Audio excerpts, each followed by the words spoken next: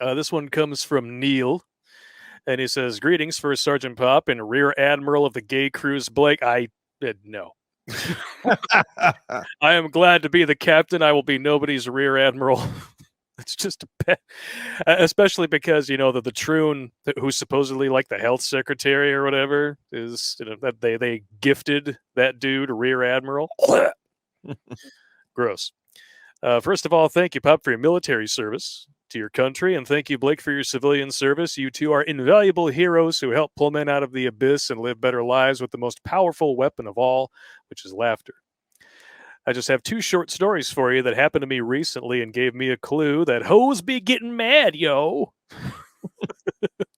First, I was at a gas station last week. It's a self-service gas station, so no employees are around except one woman inside the mini shop at the register.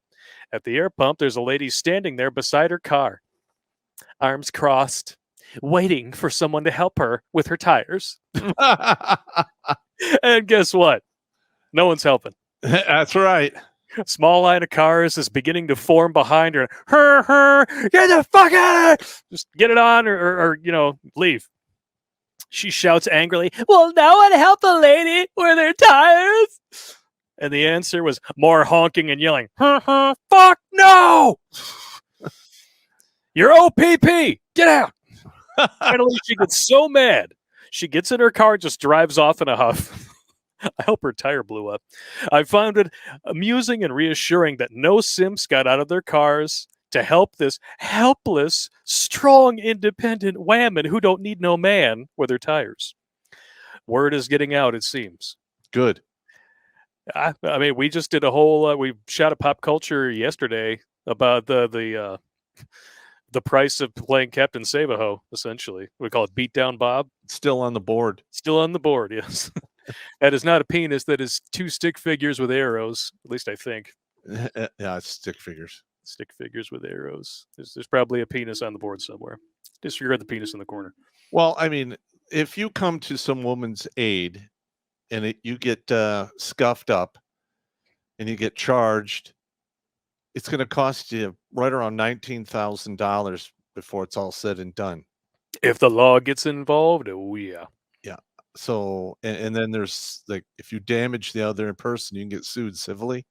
Yep. So potential, you're in the hole for, if you get arrested and then you get sued, that's like $40,000. Whew. Who the hell? Okay. Yeah. Who's got that lying around? Yeah. No. Yeah. Exactly. No one's got this just lying around. Yeah. No, and it's just too expensive today. Well, but the rich kid fuckers have it laying around, but they're another story. But the thing is, it's so expensive today, and it's not worth, jeopardizing your future, your freedom, everything over some woman who's basically will tell you, "I don't need a man." Yeah. And they want true equality. Well, that's true equality right there. Handle your own shit. Mm-hmm. I mean, they've been telling us for decades now, we need a man like a fish needs a bicycle, until, your tires have to be filled. You need a new roof on your house. There's a pickle jar that needs to be opened. A water heater goes. Where are all the good men? Well, you drove them off because you're an entitled Tawantaha. Yep. Story number 2. The other experience was in July, tiny town in Louisiana. I was visiting a friend, and we were at a donut shop one Saturday morning having coffee and bear claws. That's a lot of calories going straight to your ass right there. That's right.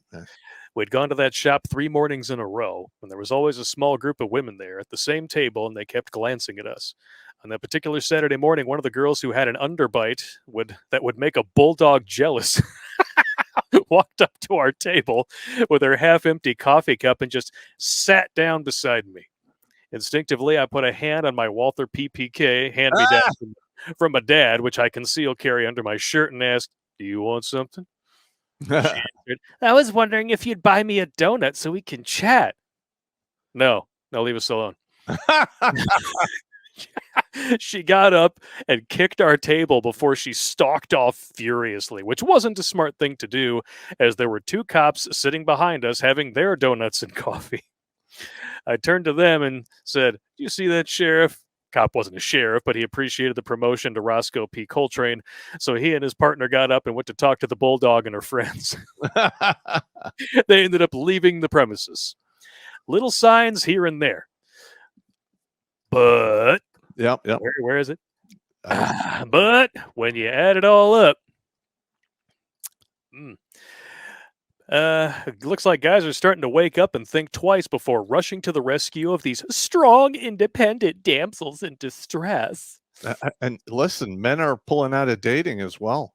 Yeah. There's all kinds of stories on the net about these, meetup things where no men show up at all. It's all women. Singles mixers. Yeah. Yes. Yeah.